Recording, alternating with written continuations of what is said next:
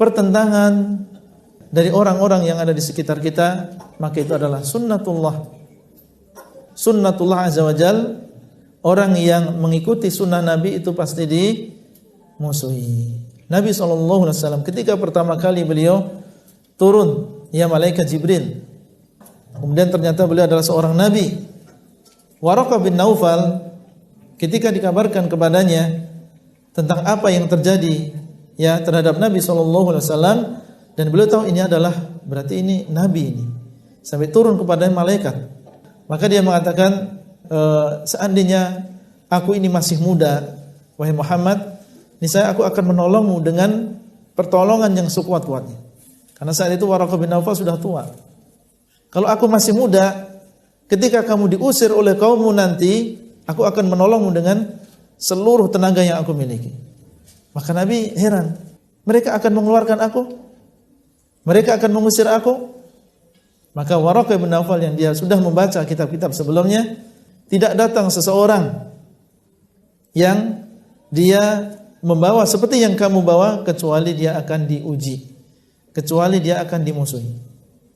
Berarti ini adalah kaidah. Orang yang berpegang teguh dengan sunnah Nabi, dia akan mendapatkan ujian.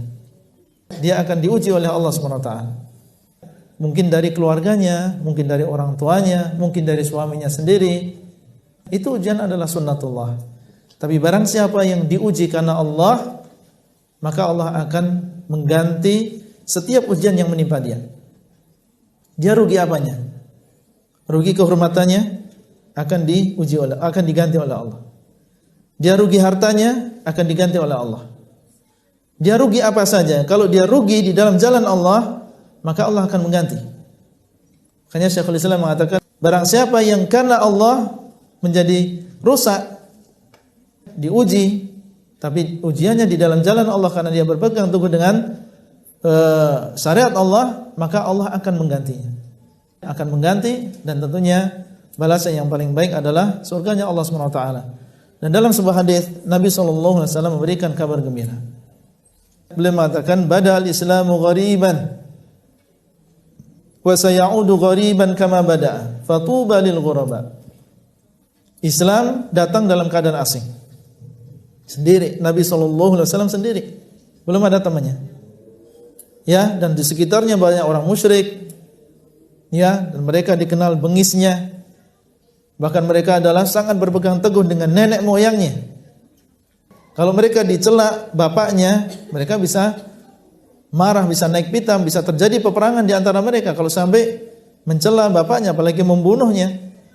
Mereka sangat ta'assub dan fanatik dengan adat istiadatnya dan agama nenek moyang. Kita bisa bayangkan satu orang melawan orang sebanyak itu, ya, dengan sifat yang keras, ya, dan mereka memiliki adat istiadat yang kuat. Wa sayaudu ghariban, dan akan kembali asing. Ya, jadi Islam tersebar, banyak orang Mekah yang mereka kenal Islam, ya, masuk ke dalam agama Islam. Setelah Islam ini tersebar, maka nanti akan kembali asing. Banyak orang yang masuk Islam, betul, tapi kualitas keislaman mereka berkurang. Ya, masuk Islam, asyhadu alla ilaha illallah wa asyhadu anna muhammadar rasulullah, tapi enggak mau belajar, tapi enggak mau berhijab, tapi enggak mau baca Quran, dan seterusnya. Akhirnya apa? Orang yang berhijab dianggap aneh jadinya. Ya kan? Karena banyak yang tidak berhijab misalnya. Kemudian ada orang yang kembali kepada agama yang benar, dianggap dia aneh, akan kembali asing. Siapa yang beruntung? Yang sama seperti yang lain atau orang yang asing tadi? Iya, fatuba lil ghuraba, maka beruntunglah orang-orang yang dianggap asing. Kalau kita ingin beruntung, maka jadilah apa? Ya, jadilah orang asing, bukan melancong, bukan. Maksudnya orang asing karena dia melaksanakan apa? Agamanya. Kalau hanya sekedar nyeleneh bisa, semua orang juga bisa. Aliran-aliran sesat juga mereka bilang kita kan orang asing, padahal dia asing karena nyeleneh memang. Ya, tapi kalau kita asing karena memang berpegang teguh dengan agama, itu yang dimaksud.